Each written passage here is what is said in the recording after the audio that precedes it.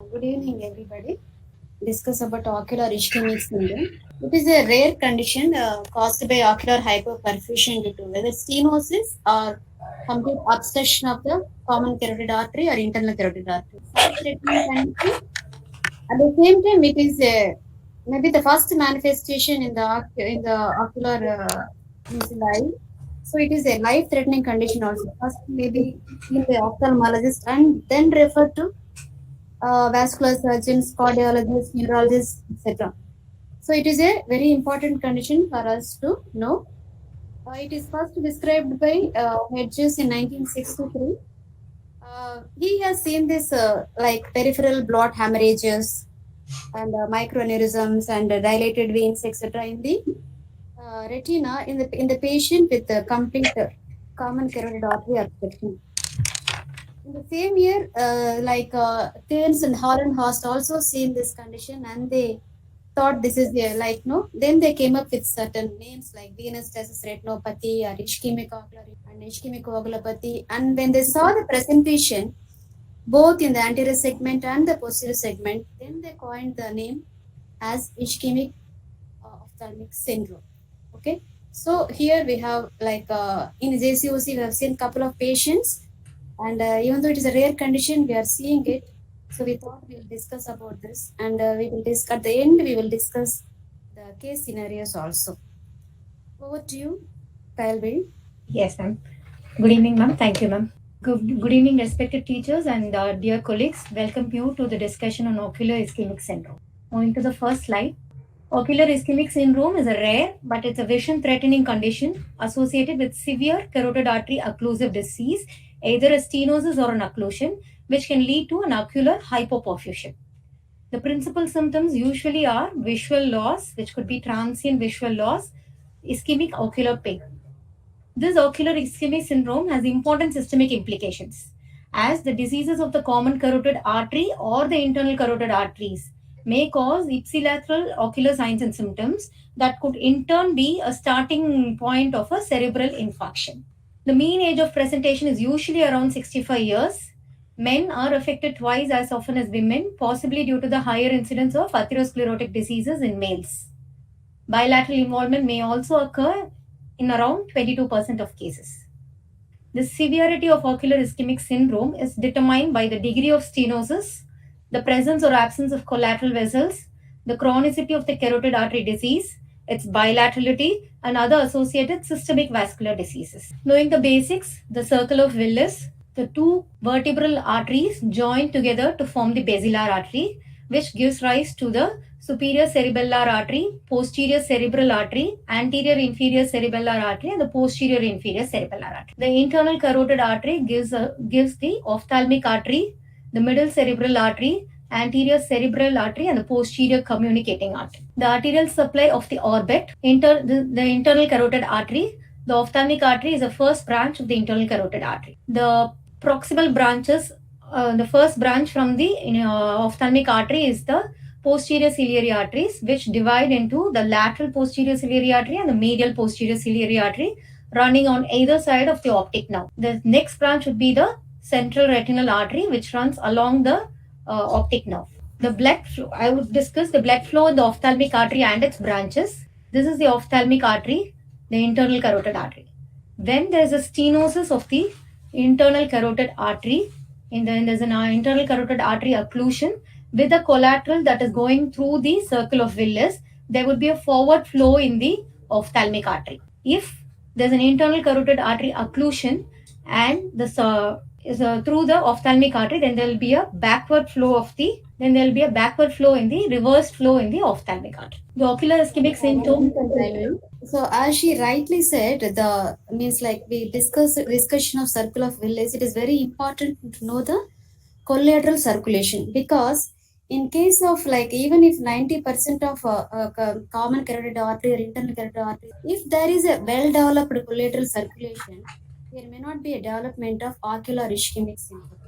At the same time, when there is no collateral circulation developed at all, even 50% of the common carotid artery obstruction or our internal carotid obstruction will lead to ocular ischemic syndrome. So it is very important to know the Collateral circulation development here.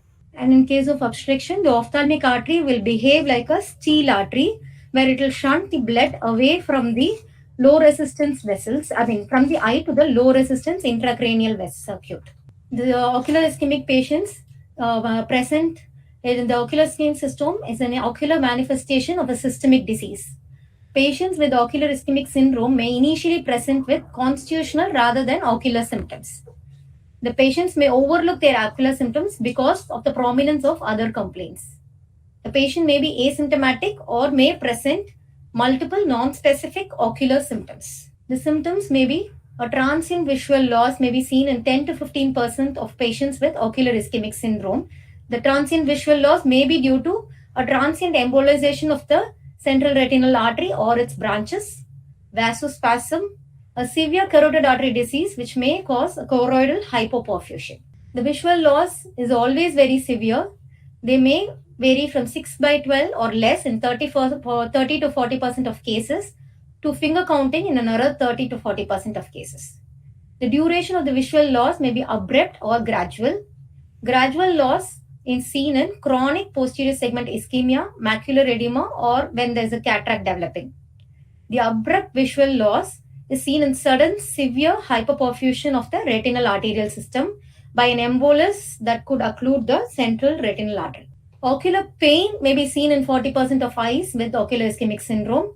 The pain may be due to increased intraocular pressure or may be due to ischemic in origin. This ischemic pain is typically characterized as they may begin gradually over hours to days. They are described as dull, constant ache in the affected eye over the orbit, upper face, and temple, which is worse where the patient is upright and lying down relieves or lessens the pain.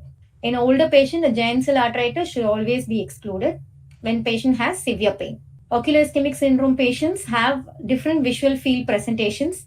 They could have a normal field in around 23% of a person. A central scotoma may be seen in 27% of patients. Nasal defects in 23%. A centrocecal defect in 5%. Or in 18%, there may be only a central or a temporal island present. The anterior segment signs, they can be conjunctival and episcleral injection, corneal edema and Descemet's fold, a spontaneous hyphema, iris atrophy, a fixed semi-dilated pupil which is sluggishly reacting to light with a relative afferent pupillary defect. There may be posterior and anterior synechiae, rubeosis iridis, neovascular glaucoma, and asymmetric cataract. There's a photograph showing the neovascularization of iris, a gonioscopic image showing rubeosis iridis. The posterior segment signs may be described as they could be narrowed retinal arteries, dilated retinal veins. They can be microaneurysms, which are more characteristic in the mid-peripheral, which are most best described in the mid-peripheral region. Macular capillary telangiectasias, cotton wool spots, cherry red spot, neovascularization of disc, choroidal neovascular membrane, a vitreous hemorrhage, asymmetric diabetic retinopathy, cholesterol emboli, spontaneous retinal arterial pulsations, anterior ischemic optic neuropathy and posterior ischemic optic neuropathy, wedge-shaped areas of chorioretinal atrophy. These are primarily due to hypoperfusion of the circulatory system of the eyes. Yeah, 1 second, Kayalvizhi. Yes, ma'am. In anterior segment signs, we always talk about increased intraocular pressure, right? Sometimes there may be a presentation of decreased intraocular pressure, like ocular hypotony. What is the reason for ocular hypotony in ocular ischemic syndrome? Can anyone tell? Ciliary body ischemia. Ciliary body ischemia. Okay, in such cases, in spite of the fibrovascular, sometimes there is fibrovascular tissue closing the angle, right? In spite of this, if there is ciliary body ischemia, there may be impaired outflow of aqueous humor from the. There may not be any secretion from the ciliary body, so there will be hypotony. These are images showing the blot hemorrhages, more characteristic in the mid peripheries. Capillary telangiectasias, a vitreous hemorrhage secondary to a leaky vessel, choroidal neovascular membranes, which can be seen in ocular ischemic syndrome, microaneurysms, which are characteristics of ocular ischemic syndrome. Yeah, something about this retinal hemorrhages. These retinal hemorrhages are very, very characteristic, and 80% of these eyes, they have mid-peripheral presentation. And, they are not numerous. never confident, but they means like they are very charismatic presentation in the mid periphery, and means like they will blotchy in appearance, and sometimes leakage of blood from these small retinal vessels that will cause retinal hemorrhages. And also, as she shown the capillary telangiectasias, these retinal hemorrhages along with the capillary telangiectasia, which will develop macular edema. So this is the cause for macular edema in ocular ischemic syndrome. Yeah, go ahead. The orbital signs may be an orbital pain, anterior and posterior segment ischemia with intraocular inflammation and hypotony, ophthalmoplegia and ptosis. What is the syndrome called? Anyone? Orbital infarction syndrome. Yeah, orbital infarction syndrome. Along with the posterior and anterior segment ischemia, orbital pain, and ophthalmoplegia, there is complete means like that blood supply is cut off to the eye. That will lead to orbital infarction syndrome with pain and all other manifestations like ophthalmoplegia, ptosis, and all. They usually associated with a number of yes, ma'am. Yeah, proceed. They usually associated with a number of systemic associations. Atherosclerosis of the carotid vascular system is a major cause of ocular ischemic syndrome. Other systemic vascular diseases which may be related to atherosclerosis, like ischemic heart disease, previous cerebral vascular accident, TIAs, peripheral vascular diseases, systemic arterial hypertension, and diabetes. So, a patient who presents with OAS to the ophthalmologist, they should warrant evaluation of the other systemic conditions which may be associated. The other systemic associations of giant cell arteritis, aortic arch syndrome, Takayasu's arthritis, carotid artery dissection, hyperhomocystinemia, which are hyperviscosity presentations, radiotherapy of the neck with carotid occlusions, moyamoya disease, neurofibromatosis, scleroderma, and thyroid orbitopathy. The investigation of ocular ischemic syndrome, fluorescein angiogram, fundus fluorescein angiogram is a mainstay of diagnosis. The characteristic findings in fluorescein angiogram in an ocular ischemic patient are delayed choroidal filling time and prolonged arteriovenous transit time. Overall, a prolonged arteriovenous transit time may be seen in more than 95% of cases, retinal vascular staining seen in 85% of cases, and delayed choroidal filling in 60% of cases. The staining of the retinal vessels are due to the endothelial cell damage, which will cause rupture of the inner blood retinal barrier, maybe because of chronic ischemia. Optic disc hyperfluorescence, peripheral microaneurysms, peripheral perivascular staining, or other angiographic features. The choroid normally fills completely within 5 to 10 seconds after the first appearance of dyes in the choroidal arteries. Patchy or delayed choroidal filling is seen in a majority of eyes with ocular ischemic syndrome, with severe filling delay of even more than 1 minute or seen in some cases. The prolonged retinal arteriovenous time is seen in 95% of eyes.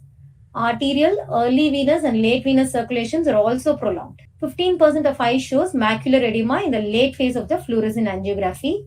Leakage from the microaneurysms or from the telangiectasia may result in increased retinal thickness. Retinal capillary non-perfusions. The staining of arteries is most prominent with the ocular ischemic syndrome. These are the fundus fluorescein angiogram in ocular ischemic syndromes, where there's a choroidal flush which is happening at 19 seconds, which is typically delayed. This is the arterial phase, which is seen at 24 seconds, a delayed sign, and at 49 seconds, the venous phase is delayed. Endocyanin green angiography in ocular ischemic patient, the arm to choroid circulation time is prolonged. Intrachoroidal circulation time is prolonged. Choroidal hypoperfusion results in occlusions of the choriocapillaries with areas of vascular defects in the posterior pole. Delayed filling or occlusion of the capillaries in the peripheral watershed zones can also be observed. 1 second, Kayalvizhi. Yes, ma'am. Any first years, can they tell about watershed zone? Ma'am, watershed zone is the area of common blood supply between two vessels. The posterior ciliary artery, which is a branch from the ophthalmic artery, divides into a medial posterior ciliary artery and a lateral posterior ciliary artery, which runs on either side of the optic nerve. The area of supply between the medial posterior ciliary artery and the lateral posterior ciliary artery, the demarcation point is the watershed zone. So that is the watershed zone in the choroidal circulation. So in OAS, the filling of that watershed zone is also prolonged, which is typical in ocular ischemic syndrome. Yeah, you can show the picture that one. So here you can see, half of the retina is supplied by medial and lateral. One half is supplied by medial and one half is by lateral. You can see the demarcation here where she is showing the pointer. This is also prolonged in case of ocular ischemic syndrome. This is very, very important. All of you should learn. It's a very good explanation and you should be thorough with this. So one side is supplied by the medial posterior ciliary artery, and the other side by the lateral posterior ciliary artery, and the demarcation line between the two areas is the watershed zone. Filling of the watershed zone is prolonged in ocular ischemic syndrome. The B wave usually corresponds to the activity of the Muller cells and the bipolar cells, and which reflect a function of the inner retinal layers. The A wave corresponds to the activity of the photoreceptors. In CRAO, when there is ischemia of the inner retina, the amplitude of the B wave is decreased. In contrast with the OAS, when both the retinal and the choroidal circulation are compromised, there is ischemia of the inner retinal layers and the outer retinal layers, so decreased in the amplitude of both A and B waves. So in CRAO, there is amplitude of the B wave is decreased, whereas in OAS, both A and B wave amplitude are reduced. So this is an electroretinogram showing decreased amplitude of the A and B wave in scotopic and photopic ERGs. Visual evoked potentials. Visual evoked potentials after exposure to an intense light stimulation show an increase in latency and a decrease in amplitude. So the time it takes for the VEP to recover to the baseline status after a bright light, after photostress, usually ranges between 68 and 78 seconds. This recovery time after photostress is prolonged in patients with severe carotid artery stenosis. This significantly improves following endarterectomy surgeries. Okay, this is about visual evoked potentials. Okay, this is also like the done baseline time, the time it takes for the visual evoked potential to recover to the baseline status. So they will. This is normally 68 to 78 seconds, but in case of ocular ischemic syndrome, it will be prolonged. Yeah, you can go to the next slide. Ophthalmodynamometry is a measurement of pressure in the ophthalmic artery at the site of origin of the central retinal artery. Ophthalmic artery diastolic pressure is a more reliable reading than the ophthalmic artery systolic pressure. How do we do the ophthalmic artery diastolic pressure? They are done by gradually increasing the IOP by applying pressure to the globe. You observe the arteries on the optic disc until they begin to pulsate. So the pressure which is required to produce arterial pulsations on the optic disc reflects the ophthalmic artery diastolic pressure. And the force which is required to cause stopping of the arterial pulsations is the ophthalmic artery systolic pressure. So in ocular ischemic syndrome, the central retinal artery perfusion pressure is low. Diastolic readings are decreased in ocular ischemic syndrome. They're clinically important because they may improve or return to normal after carotid artery surgeries. And as said earlier, the ophthalmic artery diastolic pressures are more reliable than the systolic readings. Imaging methods for the evaluation of carotid occlusive disease. The most common method which is used is the non-invasive carotid duplex ultrasound.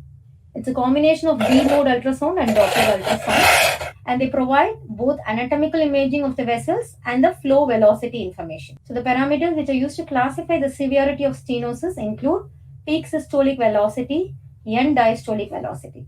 The ratio of internal carotid artery versus the common carotid artery peak systolic velocity ratios are measured.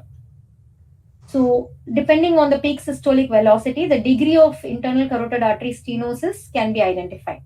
Like if the velocity is around 100 to 200, then the stenosis would range between 50 to 70 in the chart. So depending on the peak systolic velocity, the degree of stenosis of the internal carotid artery can be identified. Color Doppler imaging of the retrobulbar vessels. So distal to a hemodynamically significant stenosis, the blood pressure is usually decreased, the Doppler effect is dampened, which will cause a reduced blood flow velocity. So this color Doppler imaging is used to study the flow profile in the ophthalmic artery, central retinal artery, the short posterior ciliary artery. Hemodynamic information such as velocity and pulsality indexes of the orbital arteries can be studied. They are usually reduced significantly in patients with significant carotid artery stenosis. And ophthalmic artery flow direction is also studied using the color Doppler imaging.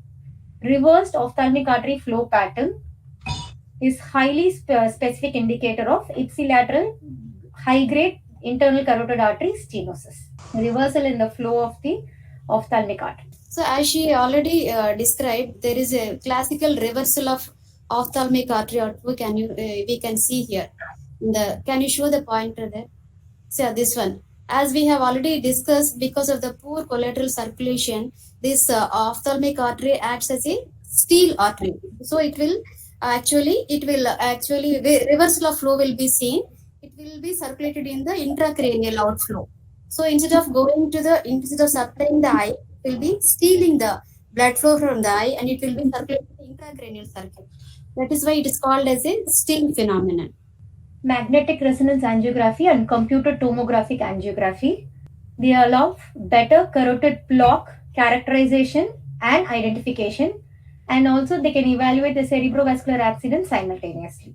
So this is a unilateral internal carotid artery occlusion near the origin. This is a bilateral internal carotid artery occlusion. So in imaging, the first line would usually be a duplex ultrasound because it is non-invasive. Duplex ultrasound, if there's a significant stenosis which is identified, then we do a magnetic resonance angiography or a CT angiography. And only when there's a contradictory results, we go for digital subtraction angiography because it is an invasive procedure. It is important to know identify the differential diagnosis of ocular ischemic syndrome, diabetic retinopathy, central retinal vein occlusion, hyperviscosity syndromes like hyperhomocystinemia and tachyarthris arteritis. Comparing with all this, the ocular ischemic syndrome eye have a low retinal artery pressure. This ocular ischemic syndrome is always underestimated because of the diabetic retinopathy and central retinal vein occlusion, because it shares the means like signs of the diabetic retinopathy picture and CRPO picture. So it is always important to differentiate these two when we are diagnosing ocular ischemic syndrome. And the systemic factors also predispose them to diabetes and central CRVOs. So they are usually underestimated. So clinically, in ocular ischemic syndrome, the retinal veins are dilated, but they're usually not tortuous. Whereas in CRVO, they are dilated and tortuous. In diabetic retinopathy, they're dilated and beaded. The mean age of presentation is around 50 to 80 years at ocular ischemic syndrome for ocular ischemic syndrome patients, whereas in CRVO patients, they may be variable. The hemorrhage's location, in ocular ischemic syndrome, they usually dot and blot in the mid-periphery and in the deeper retinal layers. In CRVO, they characteristically flame-shaped hemorrhages seen in all quadrants in the nerve fiber layer. Dot and blot hemorrhages are seen in the posterior pole and in the mid-periphery in diabetic retinopathy. These are characteristic. The location of the microaneurysms are usually mid-periphery in the ocular ischemic syndromes and in the posterior pole in the diabetic retinopathy, whereas the microaneurysms are uncommon in CRVO. Other microvascular abnormalities like macular telangiectasia, retinal anterovenous communications, capillary dropouts are seen in ocular ischemic syndromes. In CRVO, optociliary stunts and capillary dropouts are seen. In diabetic retinopathy, intraretinal microvascular abnormalities and capillary dropouts are seen. Hard exudates, which are usually common in diabetic retinopathy or rare in ocular ischemic syndrome and CRVO. Optic disc is usually normal in ocular ischemic syndrome. There may be edema in central retinal vein occlusion. Rarely in diabetic retinopathy, there can be diabetic papillopathy. The central retinal artery perfusion pressure is decreased in ocular ischemic syndrome, whereas they are normal in CRVO and diabetic retinopathy. Fluorescein angiography differences between ocular ischemic syndrome, central retinal vein occlusion, and diabetic retinopathy. The arteriovenous transit time is characteristically increased in ocular ischemic syndrome, prolonged in central retinal vein occlusion, whereas they're usually normal in diabetic retinopathy. Retinal vein staining, arteries are more common in ocular ischemic syndrome, absent in diabetic retinopathy. In CRVO, the veins are more stained. Macular edema, which is common in CRVO and diabetic retinopathy, they are rare in ocular ischemic syndrome. Choroidal filling, which is very characteristically delayed in ocular ischemic syndrome, they are normal usually in diabetic retinopathy and CRVO. The microaneurysms, they are mid-peripheral in the site of microaneurysms are mid-peripheral in the ocular ischemic syndrome and usually at the posterior pole in the CRVO and diabetic retinopathy. Optic disc hyperfluorescence may be present in ocular ischemic syndrome. They are usually absent in diabetic retinopathy. Since their clinical features, the predisposing factors coincide, it may be confusing to differentiate between the three entities, and these points may help us in diagnosing one over the other. Management of ocular ischemic syndrome. The management of ocular ischemic syndrome is a multidisciplinary approach. The aim is to first treat the ocular complications, prevent further damage. Second, you investigate and treat the associated vascular risk factors. And thirdly, to perform vascular surgeries whenever indicated. The ocular treatment goals would be treatment of the anterior segment inflammation, control of the retinal ischemia, control of the raised intraocular pressure, and neovascular glaucoma. To control the anterior segment inflammation, topical therapy including steroids are used. Cycloplegics are used to stabilize the blood aqueous barrier, limit iris movements in order to decrease the likelihood of a spontaneous hyphema. For intraocular pressure control, medical treatment, ocular hypotensive agents which will reduce the aqueous outflow like beta blockers or alpha agonists, and along with topical oral carbonic anhydrase inhibitors may be used, which are avoided in ocular ischemic syndrome for IOP control. Prostaglandins, pilocarpines, and other anticholinergic agents are avoided because they may increase the ocular inflammation. The intraocular pressure control, medical therapy is usually not effective fully in controlling in the long term because the trabecular meshwork is physically occluded with the neovascular tissue and fibrosis. Conventional filtering surgeries such as trabeculectomy with mitomycin C also carries a limited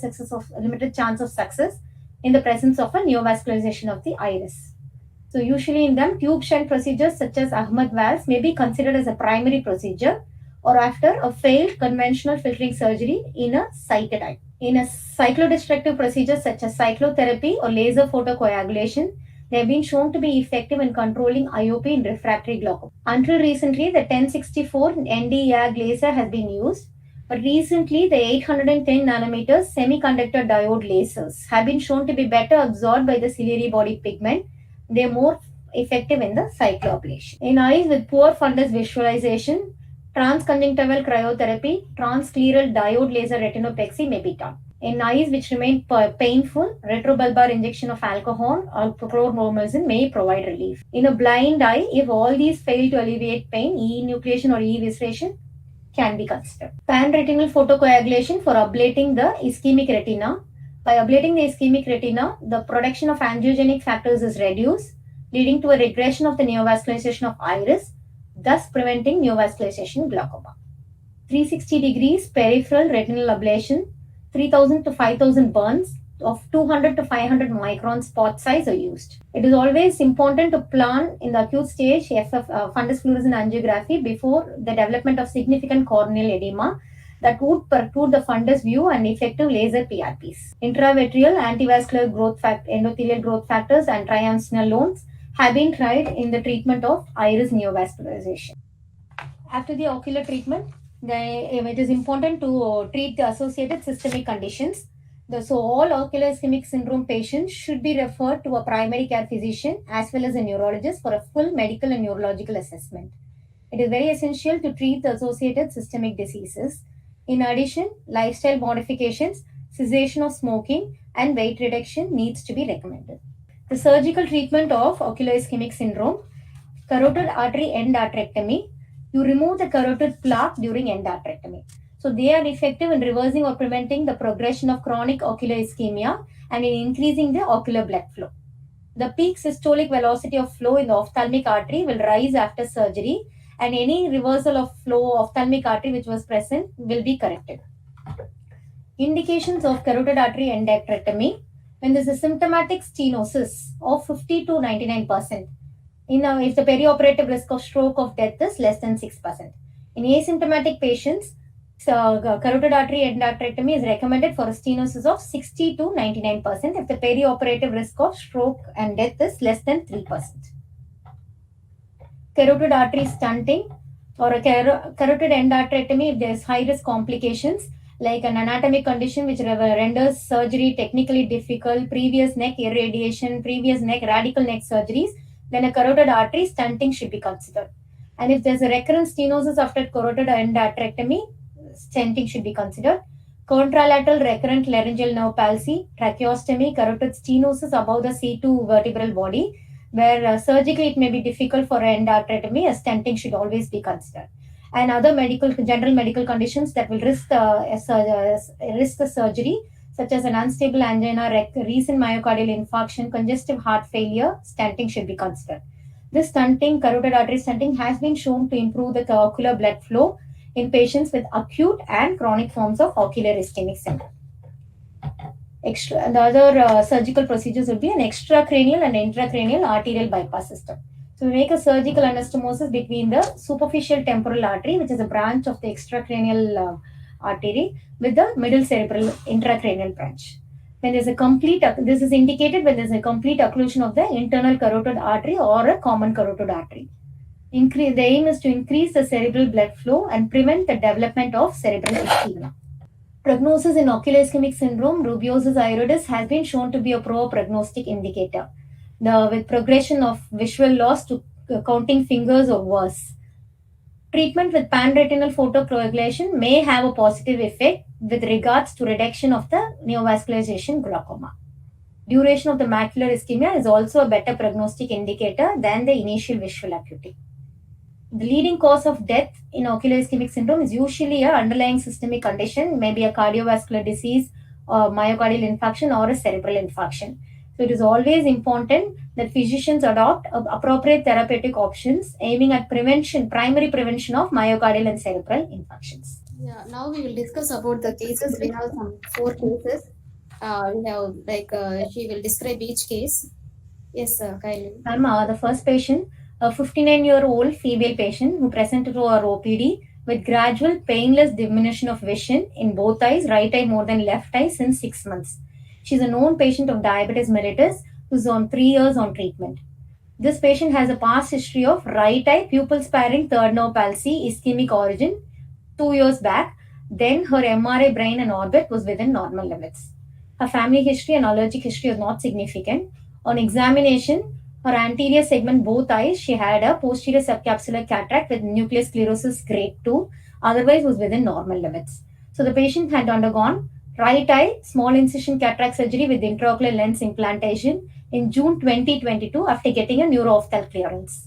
The patient had undergone left eye phacoemulsification with intraocular lens implantation in October 2022. In her glass appointment visit, she was her examination was within normal limits with a bed corrected visual acuity of 6/9 in both eyes with a posterior capsular intraocular lens in situ.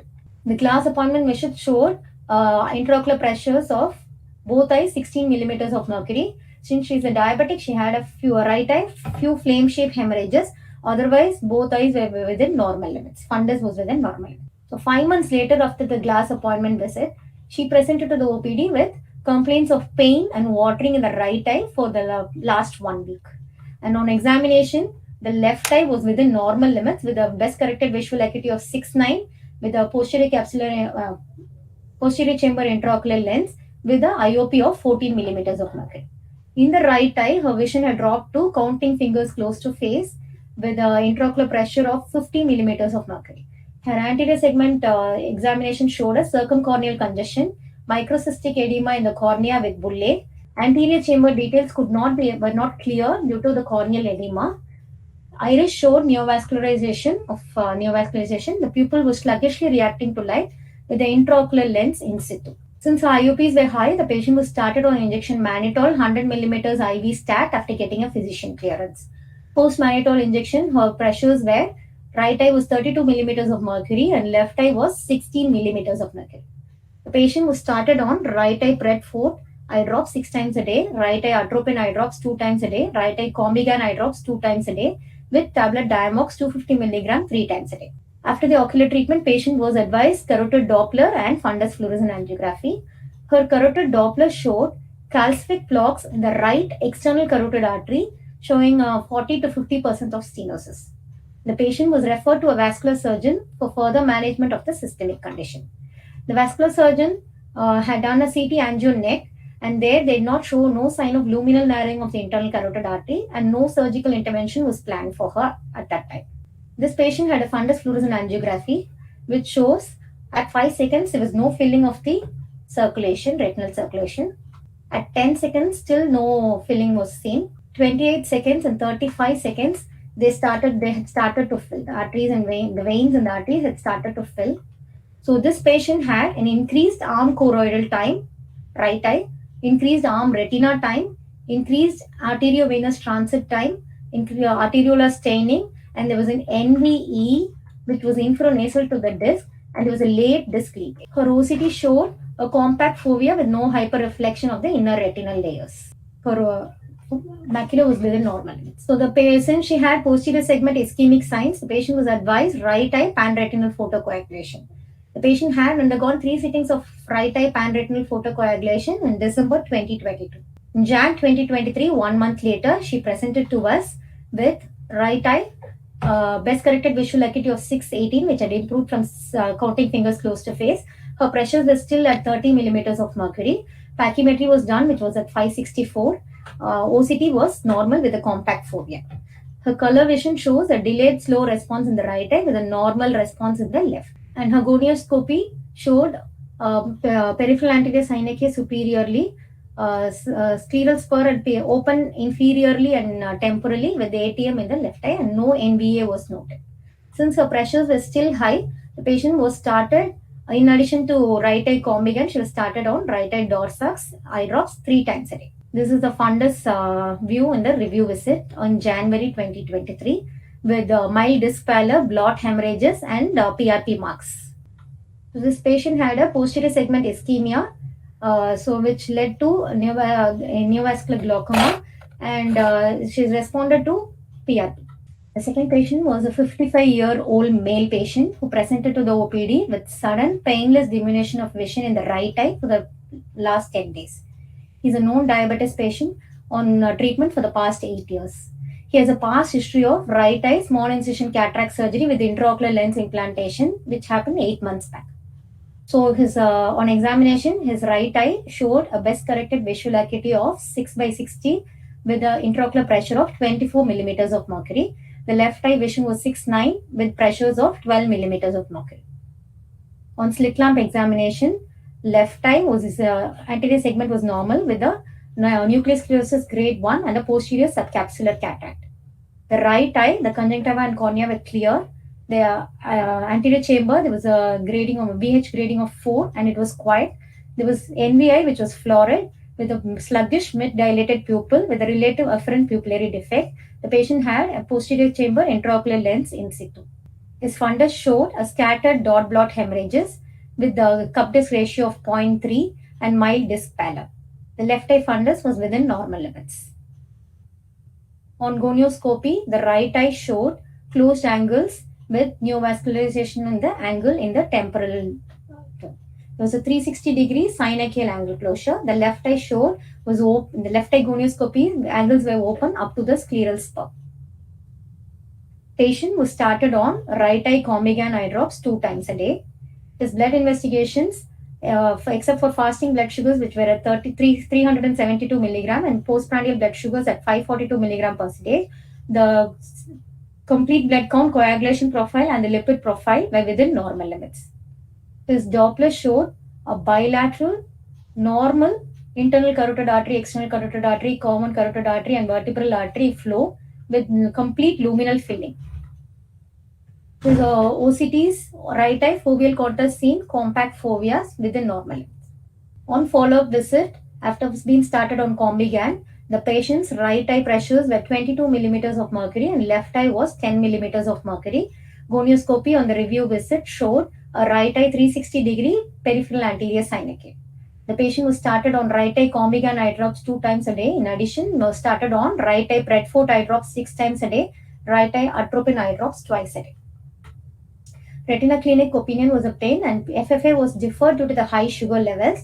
But patient underwent right eye panretinal photocoagulation 3 sittings. Can I go to the next patient, ma'am?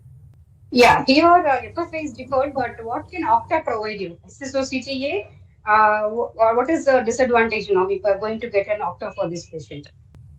So FFA was deferred, right? So yes, was the view of hazy or blood sugar levels were high, so FFA was deferred? Yes, ma'am. So a wide field SSOCTA, what are the advantages of getting it done on this patient and why it should not be done? Was it done for this patient? No, ma'am. Was not done. Okay. Well, I think view must be very hazy and probably depending upon the emergency of situation. Anyway, if you are looking at the NV directly, that justifies treating the emergency first, then getting the investigations done. Okay, but Yes. still, if Opta will give you the perfusion, it will show you a lot of hypoperfusion with different slab levels. It will show you from the choroidal slab level, you can get the perfusion, whether there are any dropouts or not. But you will not be getting the transit time, which is very important in such cases. Okay, so that Yes, will be your clinching diagnosis. yes, So ma'am. that is most important. That is why FFA and ICG is any day preferred than in such kind of cases. Okay. Yes, Yeah. ma'am. Proceed. Vivian ma'am, this patient, the carotid Doppler was normal. Okay. So it's not likely to be ocular ischemic, no? No, it does not. It could be still an ophthalmic artery occlusion, no, not necessarily an internal carotid. It could still be an ophthalmic artery occlusion. So the major cause of OIS could be from the occlusion from the internal carotid. So internal carotid, if it is not significantly narrowed, there can be some kind of a massive occlusion or ischemia which is happening at another level. So that needs to be because we don't routinely do this ophthalmodynamometry and all that. So and the Doppler for the orbital vessels. So those things if we do, then probably we'll be able to place the diagnosis. And that is why if we have done an ICG, we would have gotten a clue where the level of obstruction is. Okay. Next patient was a 65-year-old female patient who presented to the OPD with a gradual, painless diminution of vision in the right eye for the last 3 months. Patient is a known patient of diabetes and hypertension for 10 years. His right eye vision was hand movements and pressures, intraocular pressures were 50 millimeters of mercury. The conjunctiva and cornea were clear. Anterior segment was VH4 and quiet. Iris was normal. Lens had a total cataract with pupil reacting to light. The other eye, history of trauma is there, and there's a no PL eye with the pressures of 22 millimeters of mercury. Both eye fundus no view because right eye fundus not have a view because of the total cataract. The pachymetry values were 565 in the right eye and 556 in the left eye. Gonioscopy in the right eye showed open angles. The patient had undergone right eye small incision cataract surgery with intraocular lens implantation under local anesthesia in May 2022. The immediate postoperative period was uneventful with right eye best corrected visual acuity of 6.9 and pressures in the right eye around 20 millimeters of mercury. This patient on follow-up 8 months later presented to the OPD with an examination. His right eye best corrected visual acuity was 6.9 with the right eye intraocular pressures of 40 millimeters of mercury. Gonio showed a 360-degree synachial angle closures. The conjunctiva was clear. Cornea had pigments on the back. Iris showed a neovascularization of the iris 360 degrees. Pupil was mid-dilated and fixed. The posterior chamber intraocular lens was in situ. Fundus showed mild cup disc ratio of 0.4. Otherwise, retina and macula were normal. So the patient was started in view of the high pressures on tablet Diamox 250 milligram 3 times a day and right eye Combigan eye drops 2 times a day. The patient was worked up. His general examination, the blood pressure was 152/66 millimeters of mercury. Sugars were high around 250 milligram percentage. The carotid Doppler in this patient showed a right-sided non-visualized flow in the proximal internal carotid artery. This fundus photographs. And on FFA, there was a mild delay with no capillary dropout. There were microaneurysms all over. There was no neovascularization of the disc. So the vessel started filling at around 15 seconds. This is the 28-second picture, and this is the 36-second picture. There were blot hemorrhages which were seen. The OCT in this patient on the right eye showed a foveal contour with ERM and ILM wrinkling, minimal cystic spaces, hyperreflective dot echoes were seen. So this patient, retina clinic opinion was obtained and they showed no role of panretinal photocoagulation since there were no ischemic foci in the retina. Glaucoma clinic made a diagnosis of right eye neovascularization glaucoma. This patient had undergone right eye Ahmed valve glaucoma valve implantation under local anesthesia. When this patient presented with the left eye no PL during presentation itself, and there was a complicated cataract, and we don't know the reason for the complicated cataract, and because it is no PL, and we have taken swabs and all, and then right eye proceeded. At that time, the pressure was 20. It was so after the pressure was 20 only, so he discharged. And the next visit, when she came after 6 months, there was a high IOP in the right eye also. So TOAG and diabetes is very bad combination. The high pressures itself will bring about changes in the optic disc and occlusion, and the CRVO combination can occur. The combined vessel occlusion can occur, and in a month, like it's a 100-day glaucoma. Okay, so if they are not coming for regular follow-ups, especially in a one-eyed patient, it is the compliance of the patient which is very, very important. At least they should come and they see some blurry vision in the seeing eye. So that is one major thing which we have to follow up with the patient, especially glaucoma and diabetes, uncontrolled diabetes, many of the patients. So that is how they lose the eye. And NPL complicated cataract must be because of all the same factors. Must have been an NVG, which has ended up become a complicated cataract and all that. I mean, a total cataract, if it's a painful blind eye, then you would have considered a cryo with diode. But if the patient is asymptomatic, it's better just to treat the patient like with betazole and atropine, and depending on the pressures and AGM. So, what kind of AGM you avoid in these patients? Any first year? Prostaglandin analogs will avoid, ma'am. Yeah, and pylo also. Because? Inflammation. Pylo is pro-inflammatory, so that is both will cause inflammation, and it's an already inflamed, isn't it? Ma'am, I have a doubt, ma'am. In this patient, we ended up doing a AGV plus cataract surgery. So in neovascular glaucoma, why not give an anti-VEGF in this patient and go in for a cataract surgery, say 1 week after the anti-VEGF? What was the retinal status of this patient? And the patient which underwent AGV, what is the retinal status of that patient? It is 0.4. Normal retina. Normal retina, isn't it? Then what is the point in doing an anti-VEGF? If at all, if you want to address the rubiosis of the anterior segment and NVI, see, first of all, NVI, it should be like most common causes vessel occlusion and PDR.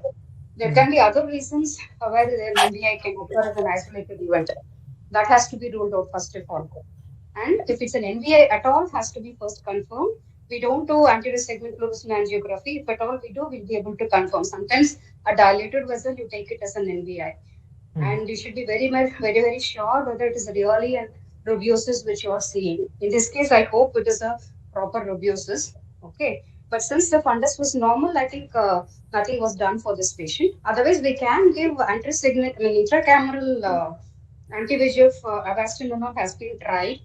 And they didn't find any much difference in success rate of the AGV with that, I think. There was one study in our institute also. I think PR sir has done that. But I don't know. Probably we can try intracameral anti-VEGF. But I think this one, the cons are more and the complications are more than the success rate itself. Probably that is why. Probably they tried for the blood, but they tried to reduce the vascularity of anti-VEGF has been tried. So all that of the inclusion still in trial mode. Ma'am, this patient presented during the open angle stage of neovascular glaucoma and then progressed to an angle closure stage of neovascular glaucoma. Is that correct, ma'am? Looks like it, yes. Okay. And ma'am, it was a phakic patient. So in the phakic patient, again, would it be more ideal to go in for an AGV or go in for a TRAB? Since considering one night, I think they would have gone for an aggressive approach.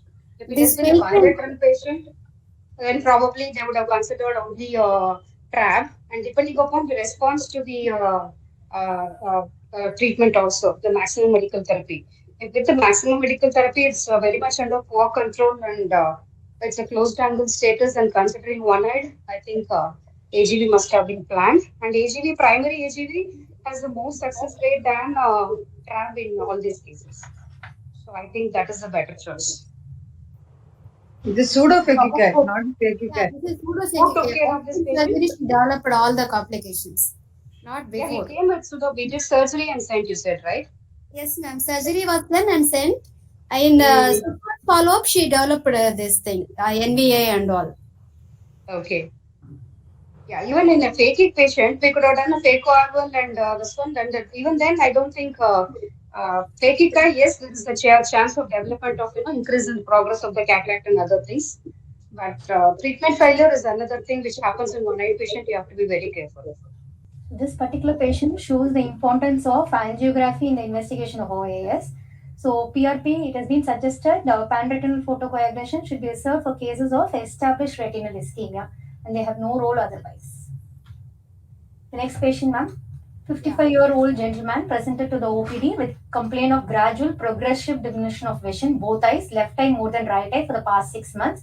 Patient is a known patient of diabetes mellitus on treatment. On examination, the best corrected visual acuity in the right eye was 6/12 and left eye is 6/12. The intraocular pressures are 12 millimeters of mercury is in both eyes, and both eyes showed open angles with a posterior subcapsular cataract with a nucleus sclerosis grade 1. Fundus showed a moderate NPDR in both eyes.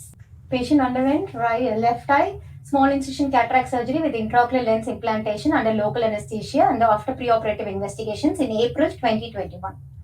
Post-op day 1 examination was within normal limits with a posterior chamber intraocular lens in situ. The patient was lost to follow-up for the glass appointment visits. Patient presented to the OPD after 1 year with right eye gradual progressive diminution of vision.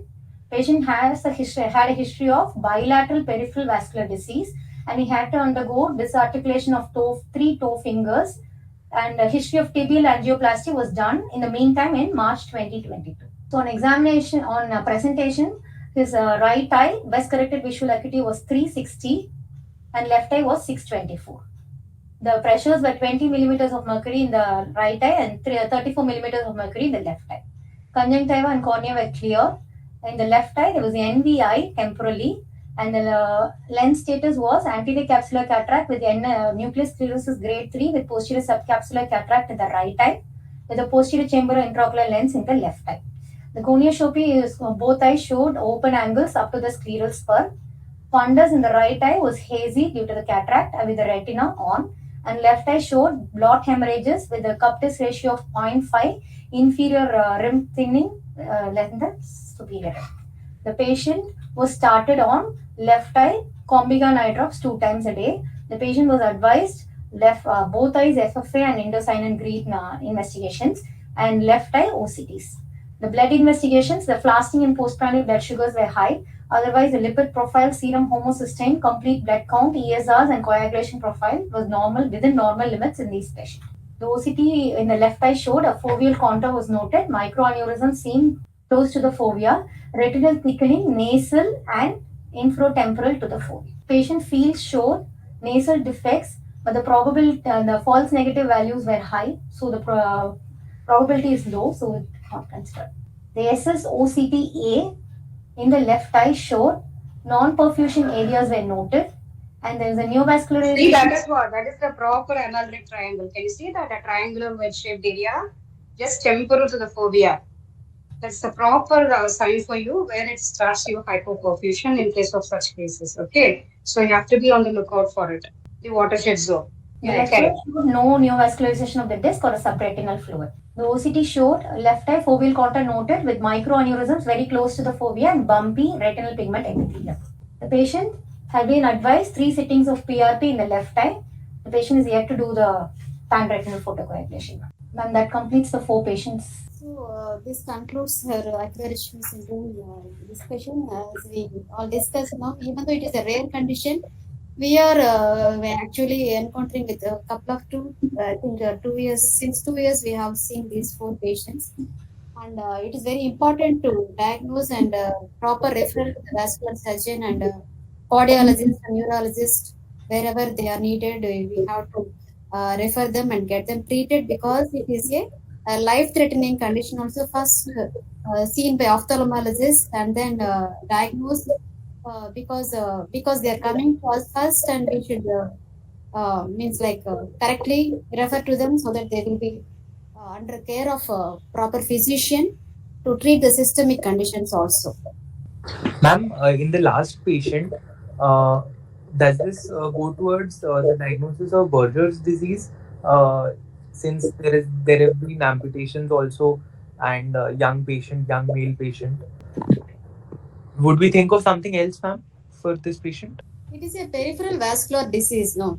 So, so what you want to think of, like Raynaud's phenomenon, all those things. Yes, ma'am. Yeah, yeah. He has a ischemic problem, no? That's why he has peripheral vascular disease, and even in eye, he has all the manifestations. Ma'am, NAIUN? Common things are more common, doctor. Common things are more common. Simple diabetes. That itself is enough to cause all kind of nonsense. Okay, then you can go for uncommon things. Always don't forget that common things are more common. Okay, and don't forget about giant cell arteritis, Takayasus, and all that, pulseless disease and all that. Yes, you have to investigate. If you're not, if the patient is not diabetic or something, then you can go ahead and investigate. There's nothing wrong in profusely investigating this such kind of patient, especially when you're presenting like this. Okay, but common things are more common. Yeah. Okay, otherwise, Kyle very well presented. Thank you, ma'am. Thanks and good night, all of you. Thank you all. Thank you. Nice class. Nice presentation.